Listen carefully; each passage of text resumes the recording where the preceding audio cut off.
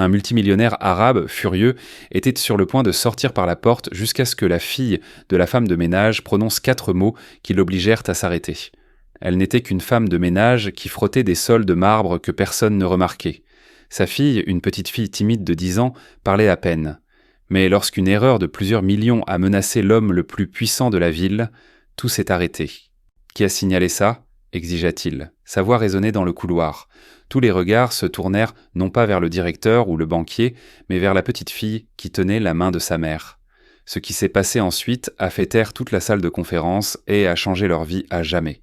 Les pas du multimillionnaire résonnèrent dans les couloirs de marbre, mais ses yeux ne s'arrêtaient ni jamais sur la femme de ménage qui les nettoyait. L'air matinal à l'intérieur du centre de conférence Al-Rachid était imprégné de l'odeur de cire et du son du travail silencieux.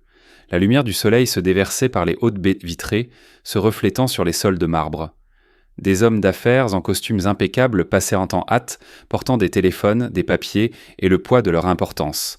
Leur voix remplissait en l'air, mesurée, confiante, pleine de dédain.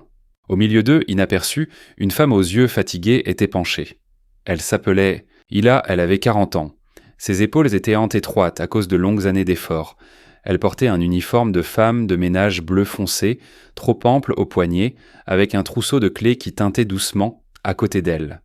Ses mains bougeaient fermement, nettoyant les rampes en bronze qui étaient si polies qu'elles avaient à peine besoin de son contact. Mais son rythme ne s'arrêtait jamais. Ici, le temps était de l'argent, et son temps appartenait à l'heure. Juste derrière elle, se déplaçant comme si elle était invisible, se trouvait sa fille, Elsa. La fille avait 10 ans, ses cheveux châtain clair et pâles étaient tressés, et elle suivait sa mère en silence. Elle n'était pas habillée comme les autres, sans uniforme, sans chaussures brillantes, juste une simple robe en coton et des sandales usées. Elle portait un petit sac à dos d'écolière, bien qu'il n'y ait pas de cours ce jour-là. Elle savait que quand Hila faisait des heures supplémentaires, les dettes n'attendaient pas l'emploi du temps des professeurs. Les dettes pesaient à chaque respiration. Les factures d'électricité empilées et impayées sur le comptoir de la cuisine, le loyer en retard. Hila avait depuis longtemps cessé de compter le nombre d'heures supplémentaires dont elle avait besoin pour garder l'appartement. Elsa le savait. Elle avait vu le visage de sa mère quand les enveloppes arrivaient hâte, elle avait entendu ses soupirs la nuit, et c'est pourquoi Elsa restait avec elle. La fille de la femme de ménage. Non pas parce qu'elle appartenait à ce monde de marbre brillant et d'ascenseurs avec des moulures dorées, mais parce que sa mère ne pouvait pas se payer quelqu'un pour la garder. Les gens passaient peu devant elle comme si elle faisait partie des murs. Un homme en costume gris contourna Elsa sans dire un mot, une secrétaire en talons la frôla en passant, laissant derrière elle son parfum. Aucun regard ne s'est baissé vers l'enfant, aucune voix n'a offert de salutation. Elsa s'assit sur un banc en bois dans le coin, ses petites jambes pendant au-dessus du sol. De son sac à dos, elle sortit un cahier usé et se mit à écrire en lignes soignées et précises, copiant les mots qu'elle avait mémorisés.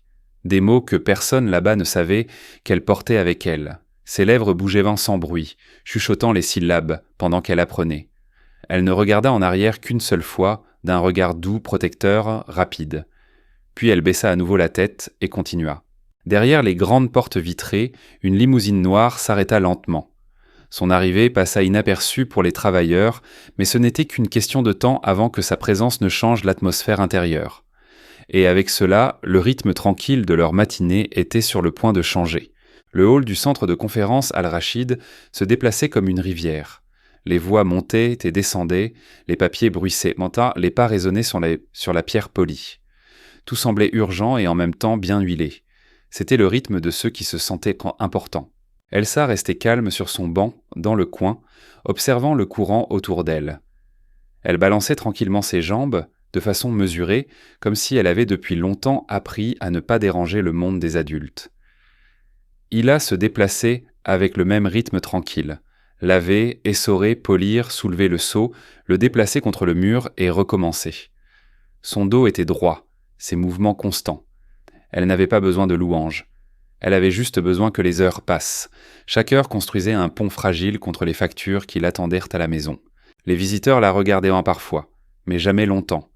Ils voyaient tard à son uniforme, sa tête baissée, sa posture courbée. Ils voyaient en la femme de ménage, pas la femme. Elsa le remarquait, elle le remarquait toujours. Un homme en costume élégant bleu marine passa devant Elsa, parlant au téléphone dans un anglais dur. Il ne s'arrêta pas lorsque sa mallette heurta son genou. Elsa se contenta de relever ses jambes et de retourner à son cahier. Quelques instants plus tard, 2 jeunes assistants passèrent, marmonnant à propos de délai. L'un d'eux, presque distraitement, désigna « C'est la fipra de la femme de ménage ». Ils rirent doucement, non pas avec méchanceté, mais comme si elle était quelque chose de petit et d'inoffensif, un objet immobile dans le bâtiment. Elsa entendit, mais ne réagit pas. Son crayon continuait de bouger, grattant doucement la page. Des mots dans une autre langue, d'un autre monde, remplissaient les i et lançaient les lignes. Et elle regarda avec une légère lueur dans les yeux, protectrice mais silencieuse. Elsa répondit par un petit hochement de tête, un message silencieux entre la mère et la fille. Je Le rythme continua. Les ascenseurs s'ouvraient, les portes se fermaient, les téléphones sonnaient. Ceux d'en haut marchaient, droits, tandis que ceux d'en bas restaient courbés. C'était un schéma qu'Elsa connaissait par cœur. Et puis, au loin, les lourdes portes conformément s'ouvrirent avec un lent murmure. Le son était différent des autres, mesuré, délibéré, avec un poids. Les têtes se tournèrent, le rythme changea subtilement, mais sûrement. Un homme entra, grand et avec des yeux sombres. Son costume, fait sur mesure, le distinguait. 2 assistants le suivaient, parlant rapidement pendant qu'il les ignorait. Sa démarche était résolue, et bien que personne n'osait le regarder directement, sa présence courbait l'air autour de lui. Il abaissa la tête. Son chiffon faisait toujours le tour des rampes en bronze. Elsa ne leva les yeux qu'une seule fois et retourna à son cahier, mais son crayon ralentit. Le rythme constant de la journée avait été rompu. Et avec cette rupture vint le premier changement, bien que personne ne le sache encore. L'homme, le grand homme, Karim Al-Farouki, connu du personnel seulement comme le multimillionnaire, traversa le hall. Sa présence provoqua un murmure, puis un silence. Son costume était d'un gris charbon foncé, taillé avec précision. Une montre lourde brillait faiblement à son poignet. Ses yeux scannaient la pièce, cherchant, mesurant, devenant impatient. Elsa le sentit avant de le voir. L'air se tendit, le personnel se redressa. Même sa mère ralentit son rythme. La main d'Hila serra plus fort le chiffon, frottant plus fort, polissant ce qui était déjà brillant. Karim s'arrêta près du bureau d'accueil. Son assistant, un jeune homme en costume gris ajusté, se pencha. « Monsieur, les traducteurs ne sont pas encore là. Les fichiers, nous attendons toujours la confirmation. » La mâchoire de Karim se contracta. Sa voix était basse, tranchante comme de l'acier. « Je n'attends pas d'incompétence. » La réceptionniste, pâle et nerveuse, trébucha, chuchotant. « Nous essayons, monsieur. Les invités d'Abu Dhabi vont arriver bientôt, et nous... » Le regard de Karim la fit taire. Il se retourna. Scannant le hall, son expression était illisible. Elsa l'observait depuis son banc.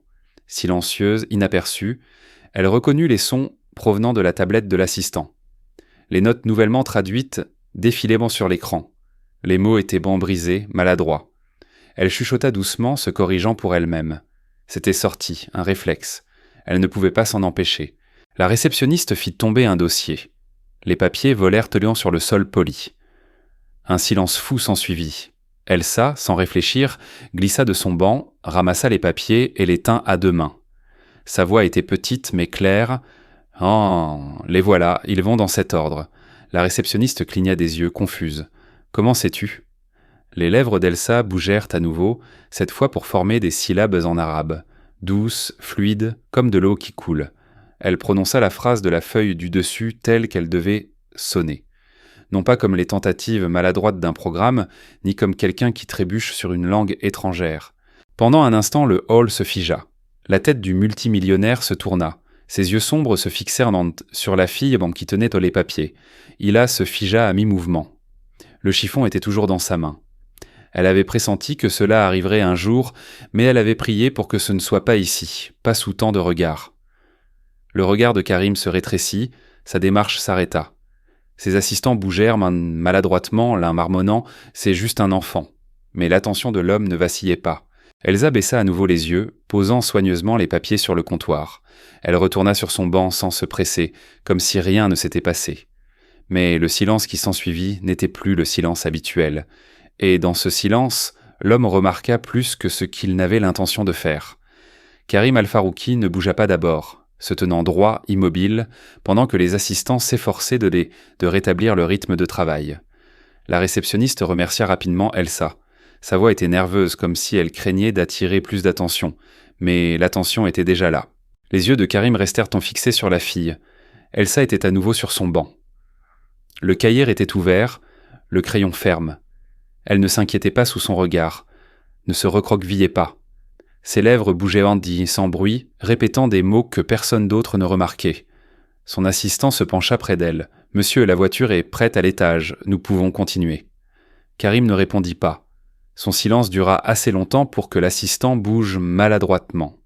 Puis, sans un mot, le multimillionnaire se tourna légèrement pour continuer, mais sa tête revint une fois de plus. Il la le vit, son pouls accéléra. Elle se redressa des rampes. Le chiffon était toujours dans sa main. Elle s'approcha un peu plus du coin où sa fille était assise. Pas directement, elle ne pouvait pas se tenir devant un tel homme, mais assez près pour être vue comme une protectrice. Le regard de Karim se déplaça brièvement vers elle, il lut la posture, yeux baissés, l'uniforme, encore la femme de ménage invisible. Mais ensuite ses yeux revinrent vers Elsa. Il remarqua la tresse, la main ferme, le léger mouvement des lèvres répétant des mots qui n'étaient pas les siens. Un éclair, peut-être de reconnaissance, peut-être de mémoire, traversa son visage. Il se retourna, reprenant son chemin vers les ascenseurs.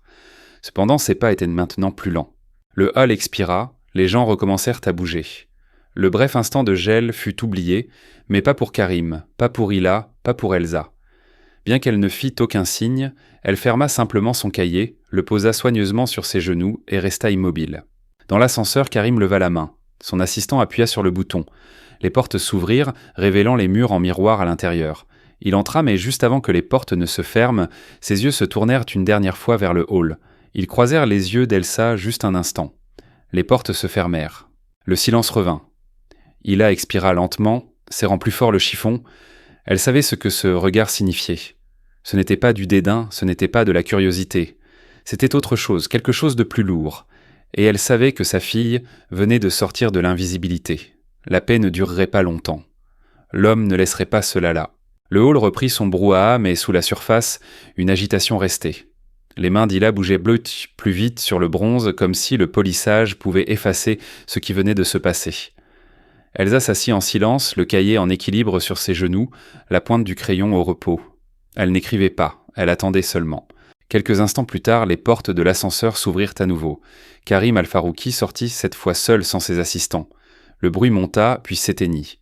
Sa présence créait un espace, dégageant le chemin sans un mot. Sa démarche était maintenant plus lente, plus mesurée.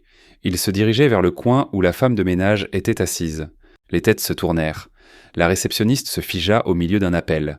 Le garde de sécurité bougea maladroitement contre le mur. Hila se redressa. Le chiffon était toujours humide dans sa main. Elle se plaça un peu devant Elsa, sans la bloquer, mais assez près. Sa voix sortit doucement. « Soyez prudent, monsieur. Puis-je… » Karim leva à peine la main, non pas avec dédain ou dureté, mais avec finalité. Son regard ne se baissa pas sur Hila, mais sur Elsa. Il s'arrêta à quelques pas. Sa voix, quand il parla, était calme, égale. « Qu'as-tu dit plus tôt ?» Elsa leva les yeux, rencontrant ses yeux sans hésitation. Sa voix était petite, presque trop douce pour le grand hall. La phrase était fausse, j'ai juste corrigé. Karim l'étudia, sa tête légèrement penchée. « Tu parles arabe ?» Elsa hocha la tête une fois. « Oui. » Pas de vantardise, pas de fierté, juste un fait. Karim regarda son cahier, puis de nouveau, elle, « Qui t'a appris ?» Elle hésita. Ses yeux dévièrent un instant vers sa mère, puis revinrent, « J'ai appris seul. » Un silence plana dans l'air. Sa réponse était honnête mais pas complète. Karim sembla le reconnaître. Son expression ne changea pas, mais son silence s'approfondit, comme un homme qui mesure plus que les mots. Hila fit un petit pas en avant. Sa voix était basse mais ferme. « Elle n'est qu'une enfant, monsieur. » Karim la regarda. Un éclair de quelque chose d'invisible traversa son visage, de la reconnaissance, peut-être du respect. Puis il revint vers Elsa. « Tu as corrigé mon assistant, dit-il, et tu avais raison. » Elsa hocha à nouveau la tête, sans sourire, sans se vanter, juste confirmant calmement la vérité. Karim resta un instant de plus. Ses yeux s'attardèrent sur elle, comme s'il cherchait quelque chose de familier, quelque chose qu'il ne pouvait pas encore nommer. Finalement, il se tourna légèrement, indiquant les ascenseurs « Montez, amène ta mère ». Un murmure de surprise se répandit dans le hall. La femme de ménage et sa fille avaient été convoquées à l'étage par l'homme qui convoquait rarement quiconque. Le souffle d'Hila s'arrêta. Elsa se leva, rangeant son cahier dans son petit sac. Son sang-froid était intact. Les sols de marbre brillaient derrière eux alors qu'ils le suivaient. Et le monde qui les attendait à l'étage n'était rien de ce qu'ils connaissaient en bas. Les portes de l'ascenseur se fermèrent avec un doux sifflement. À l'intérieur, des miroirs couvraient dans les murs, reflétant 3 vies connectées par le hasard, ou peut-être par quelque chose de plus grand. Karim Al-Farouki se tenait droit dans son costume gris charbon, une main dans sa poche, l'autre reposant légèrement sur la main courante. Il ne les regardait pas directement, mais son regard restait dans le miroir. À côté se tenait Hila, dont l'uniforme était humide aux manches. Ses chaussures étaient entusées par des années de station debout. Elle serrait le chiffon dans une main, comme si elle avait peur de le laisser. C'était un symbole de sa place ici, et de sa dette. Sans lui, elle était nue. Elsa était entre eux, petite mais solide. Son sac à dos pendait à son épaule. Le cahier à l'intérieur était pressé contre ses côtes. Sa tresse reposait soigneusement sur son dos. Elle regardait droit devant elle. Calme, comme si monter dans un ascenseur avec un milliardaire n'était pas plus inhabituel que de balancer ses jambes sur un banc en bas. L'ascenseur sonna. Les portes s'écartèrent, s'ouvrant sur l'étage exécutif. L'air y était différent. L'odeur du bois poli et du cuir avait remplacé l'arôme âpre du désinfectant. L'éclairage était plus doux, plus doré, conçu non pas pour le travail mais pour la direction. Les employés en tenue impeccable levèrent les yeux alors que le trio entrait. Certains se figèrent, la confusion brillant sur leur visage. D'autres baissèrent immédiatement les yeux, faisant semblant de ne pas voir. Personne ne parla. Karim marcha devant sans un mot. Son pas était ferme, les guidant devant les bureaux en verre et les longues tables où les assistants tapaient frénétiquement. Hila sentait le poids des regards qui se plantèrent dans son dos. Une femme de ménage n'appartenait pas là, encore moins la fille d'une femme de ménage. Pourtant, Elsa marchait avec un maintien qui semblait dépasser son âge. Elle ne s'agrippait pas à la main de sa mère, ne se recroquevillait pas devant les regards. Ses pas étaient en silencieux, précis, elle avait depuis longtemps appris à se déplacer inaperçue. Mais là, elle n'était pas invisible. Chacun de ses pas, chacun de ses refus, la suivait. Finalement, Karim s'arrêta devant une large porte en chêne.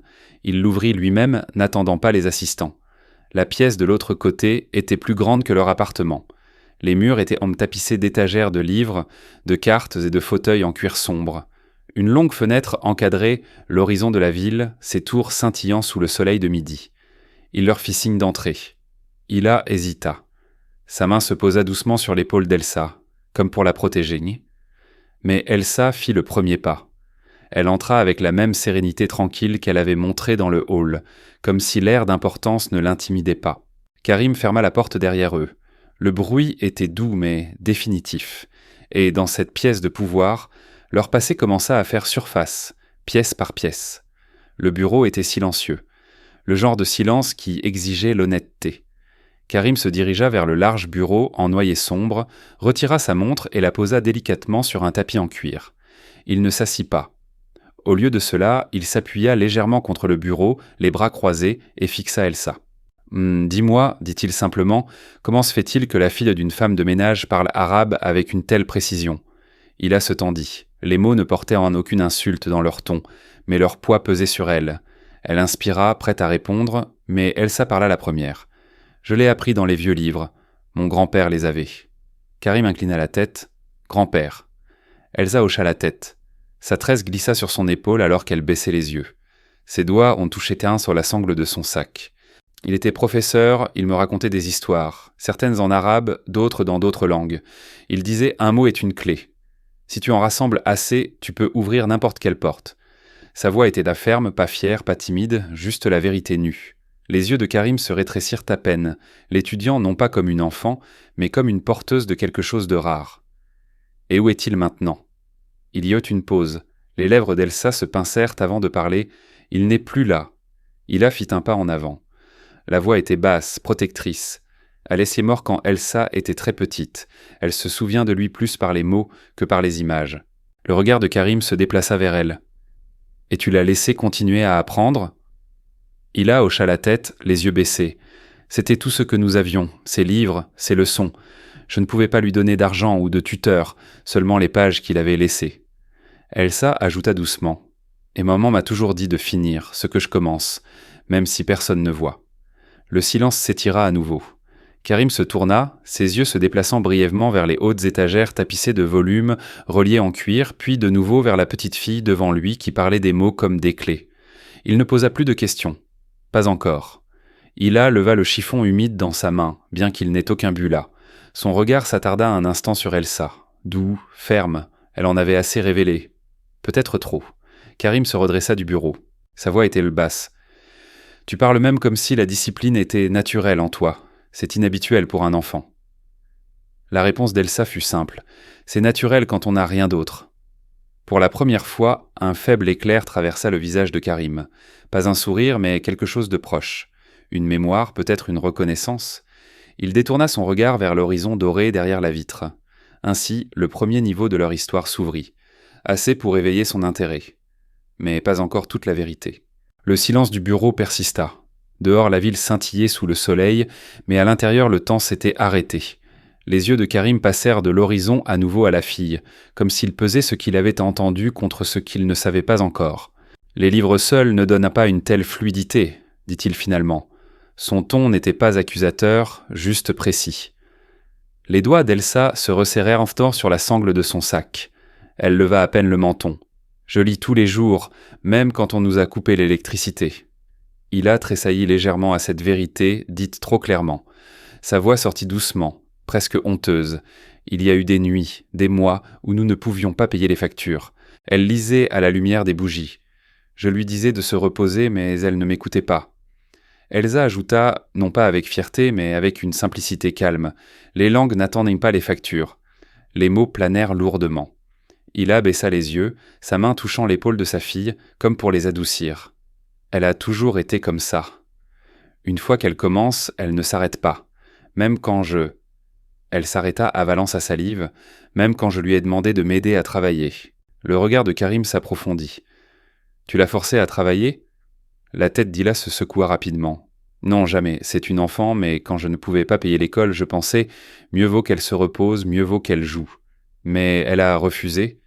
Elle s'asseyait dans les coins avec des livres trop lourds pour ses mains. Une lueur traversa le visage d'Elsa. C'est alors que pour la première fois, son calme se fissura à peine. Ce n'était pas seulement pour moi. Sa voix s'adoucit. C'était pour que tu ne te sentes pas seule. Le souffle d'Hila se coupa. Elle détourna rapidement son visage, clignant des yeux avec force. Ses épaules, si droites d'habitude après des années de résistance silencieuse, se courbèrent un instant. Karim vit cela. Son expression ne changea pas. Mais son silence dura assez longtemps pour suggérer qu'il comprenait. Il se dirigea lentement vers les étagères de livres, passant sa main sur les dos dorés des volumes qui n'avaient pas été ouverts depuis des années. Sa voix sortit, sans se retourner. La discipline née de la difficulté est à la fois un don et une malédiction. Elsa ne dit rien, restant immobile, sereine. Ses petites mains étaient monnaie-croisées sur le cahier sur ses genoux. Finalement, Karim se retourna. Son regard passa sur les deux. La fille, droite et calme, la mère, fatiguée mais ferme. Sa voix était mesurée, comme pour sceller une décision invisible. « Je comprends, c'est suffisant. » Hila expira doucement, bien que la tension restât dans son corps. Elle savait que ce n'était que le début. Et ainsi, l'histoire s'approfondit. La dureté avait façonné la fille, mais bientôt sa discipline serait mise à l'épreuve dans le présent, pas seulement dans le passé. Le calme du bureau fut brisé lorsque des coups frappèrent de la porte en chaîne. L'un des assistants de Karim entra. Son visage était pâle, sa tablette pressée contre sa poitrine. « Monsieur, les invités d'Abu Dhabi sont ici. Les traducteurs sont toujours en retard. » Sa voix tremblait d'échec. « Ils appellent Pont de l'aéroport, mais il y a des embouteillages. » Karim leva la main. Le silence tomba.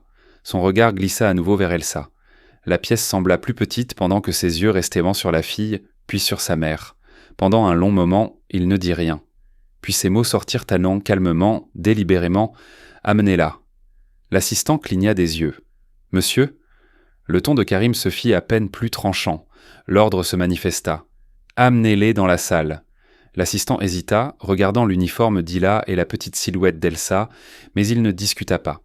Il inclina la tête et se déplaça sur le côté, attendant. Le cœur d'Hila battait fort. Elle serra plus fort l'épaule de sa fille. « Monsieur, c'est une enfant, ce n'est pas sa place. » Mais Elsa regarda sa mère. Sa voix était douce mais ferme. « Tu m'as toujours dit, finis ce que tu commences. » Hila se figea. L'écho de ses propres mots frappait plus fort que n'importe quel ordre. Karim observait, silencieusement, sans impatience dans son regard. Seulement l'attente.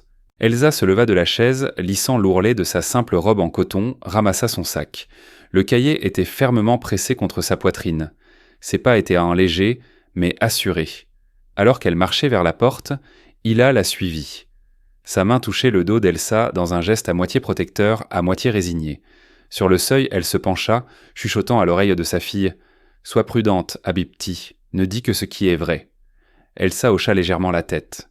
Ensemble, elles entrèrent dans le long couloir, où l'air était plus dense, chargé d'attente. Le personnel levait les yeux de leur bureau, regardant la femme de ménage et sa fille marcher le long des murs de verre du pouvoir, suivant le milliardaire. Certains fronçaient les sourcils, d'autres chuchotaient, et quelques-uns regardaient un peu simplement en silence.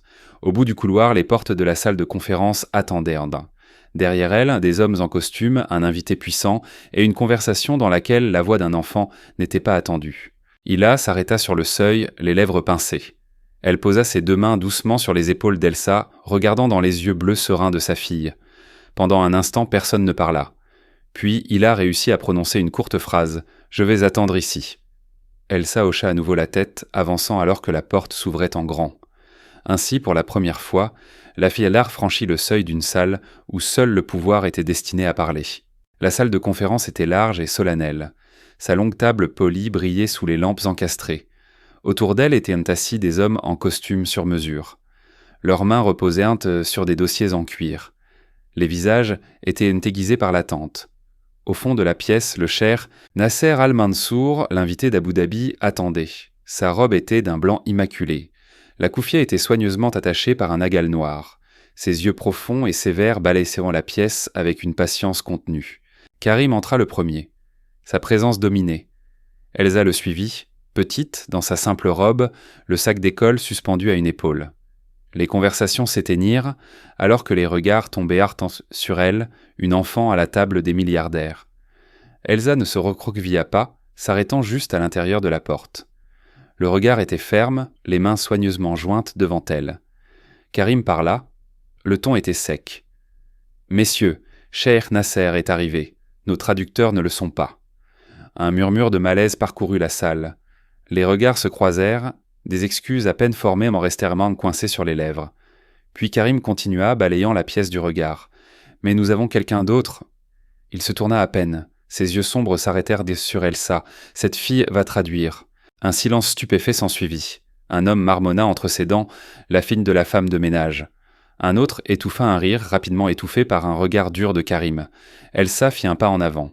Ses petites sandales tapotèrent trop doucement sur le sol poli. Elle s'approcha de la table, posa doucement son sac sur une chaise et se tint droite devant le cheikh Nasser. Le cheikh l'observa longuement et intensément, fronçant les sourcils. Puis il prononça une phrase en arabe, d'un ton délibéré, comme pour la tester. Sans hésitation, Elsa répondit. Ces mots coulèrent clairement, doucement, sans accroc. Le son de son arabe remplit la pièce comme un courant inattendu. Une pause s'ensuivit.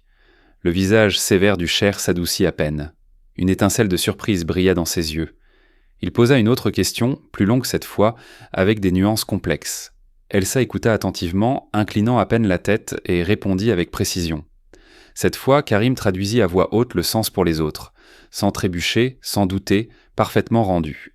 Les hommes autour de la table s'agitèrent sur leurs chaises. Leurs visages passèrent du scepticisme à une stupeur silencieuse. L'un se pencha lentement en arrière, les yeux fixés sur la petite filleule blonde qui parlait avec l'assurance d'une érudite. Un autre se frotta le front, marmonnant « Incroyable !» Elsa ne sourit jamais, ne chercha jamais l'approbation, se contentant de remplir la tâche comme si c'était naturel. Sa petite voix portait une force qui dépassait son âge. Près de la porte, Hila restait à moitié caché, les mains fermement entrelacées devant elle. Ses yeux brillaient d'une fierté contenue. Elle n'osait pas la montrer ouvertement. Elle respirait lentement, tranquillement, regardant sa fille se tenir au-dessus d'hommes 2 fois plus âgés qu'elle. Et par ces mots, la pièce changea. La fille s'était prouvée non pas par le bruit, mais par la vérité.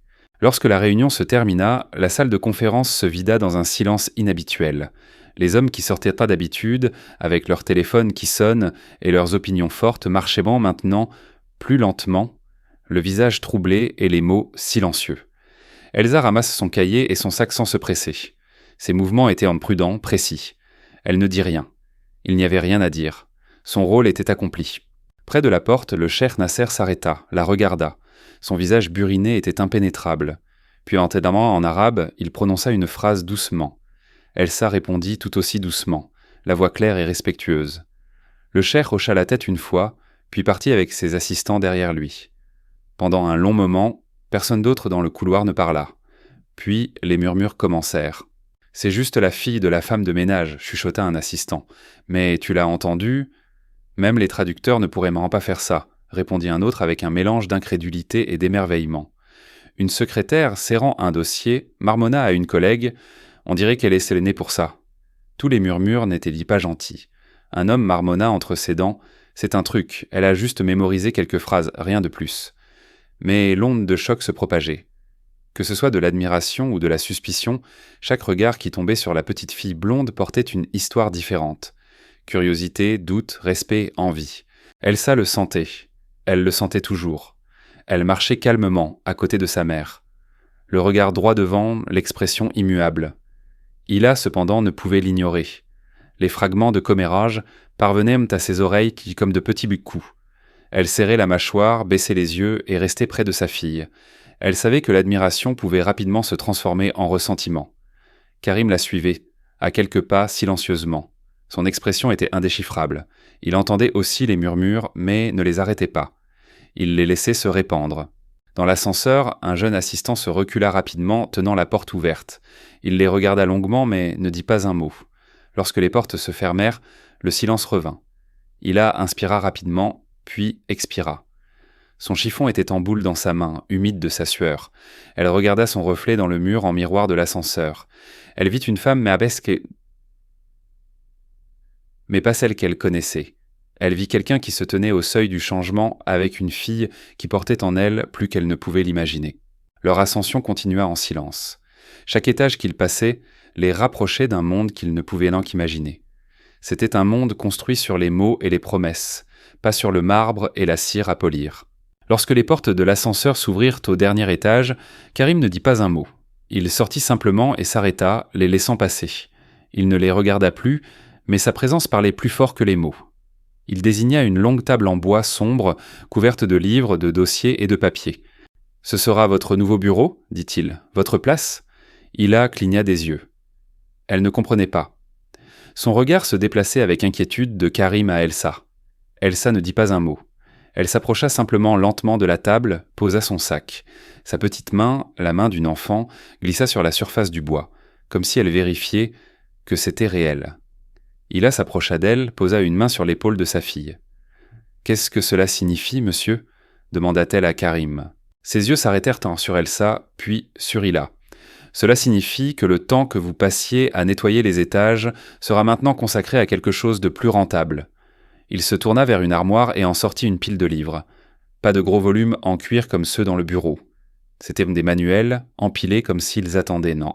« Je ne peux pas vous offrir un poste de femme de ménage, dit-il, mais je peux vous offrir un poste de professeur, et à votre fille, une bourse d'études. Elle ira dans la meilleure école, avec les meilleurs professeurs. » Le souffle d'Ila se coupa. Elle regarda les livres, puis Elsa, puis Karim. Des larmes brillaient dans ses yeux. Elle ne pouvait pas parler.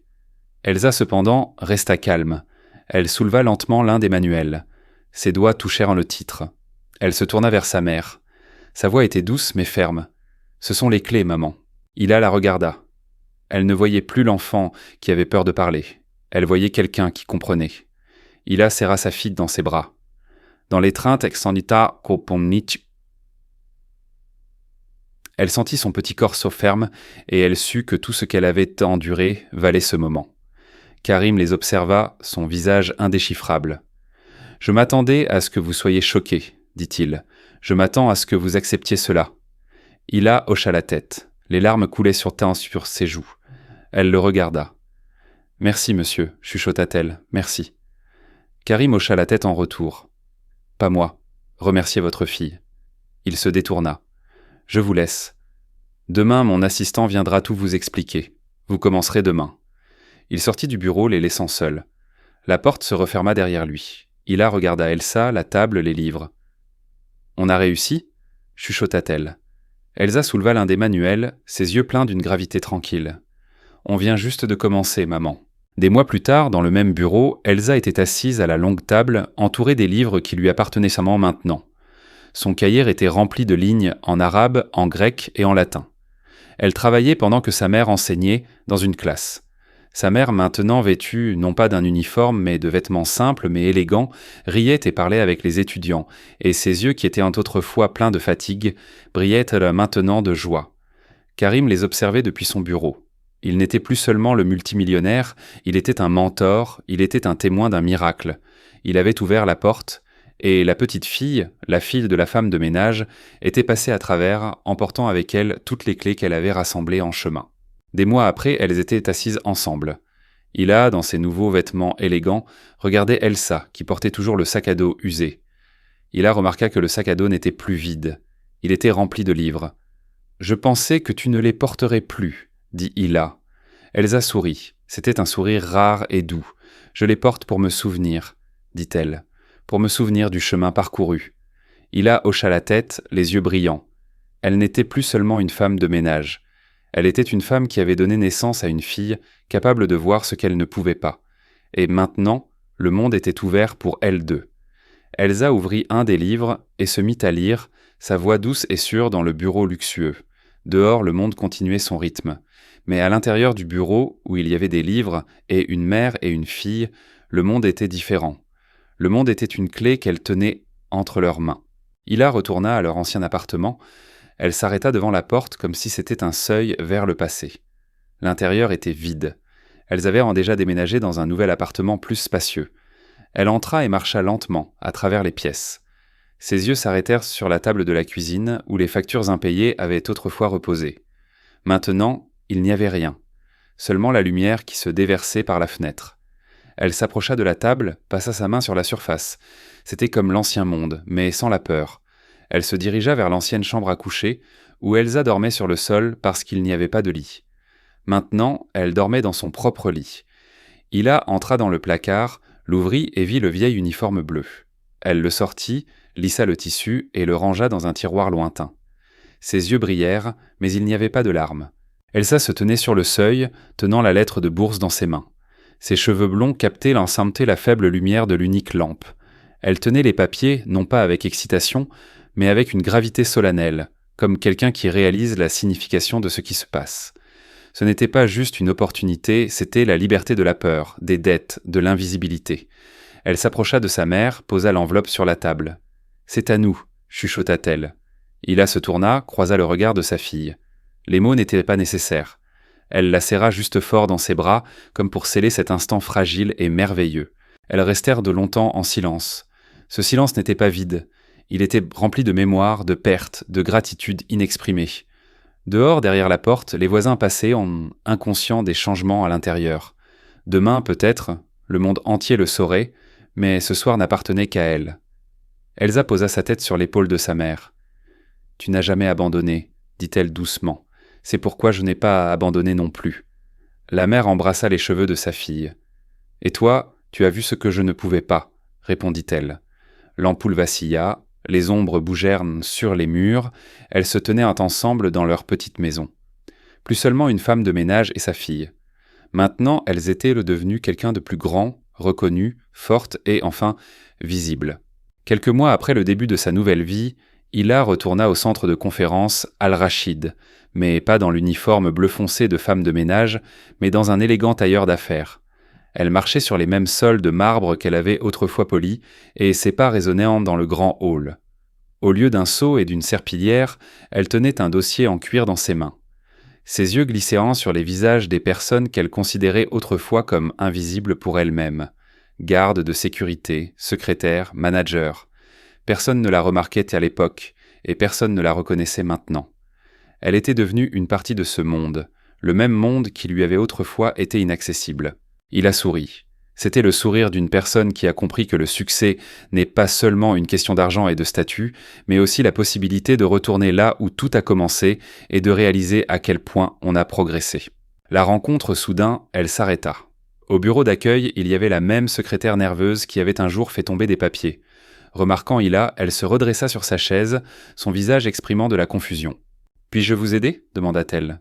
Ila s'approcha calmement du comptoir et lui tendit sa carte de visite. « Je voulais juste laisser un message à Karim Al-Farouki.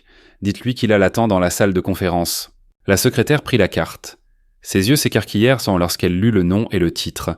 Ila, directrice des programmes éducatifs. Pardon, je ne savais pas. C'est bon, répondit doucement Hila. S'il vous plaît, dites-lui que je vais attendre. La salle de conférence. La salle de conférence était la même que le jour où Elsa y était entrée pour la première fois. Karim était assis à la longue table, entouré d'assistants. Quand Hila entra, tous les regards se tournèrent seulement vers elle. Karim se leva. Il n'y avait aucune émotion sur son visage. « Hila, dit-il, sa voix était profonde et égale. « Karim, répondit-elle. « Es-tu venu pour une affaire importante ?» demanda-t-il. « Oui, je suis venu pour te donner ceci, dit-elle, lui tendant son dossier. » Karim l'ouvrit. À l'intérieur, il n'y avait pas de document, mais une seule photo. Hila dans son uniforme bleu, à côté d'elle, la petite Elsa dans sa robe usée. Karim regarda longuement la photo. Ses yeux s'adoucirent. Il leva la tête, regarda Hila, puis dit « Je me souviens. »« Moi aussi, répondit-elle. Je suis venue pour me rappeler et te rappeler que tout a commencé non pas avec de l'argent, mais avec 4 mots prononcés par une petite fille. 4 mots qui nous ont ouvert le monde.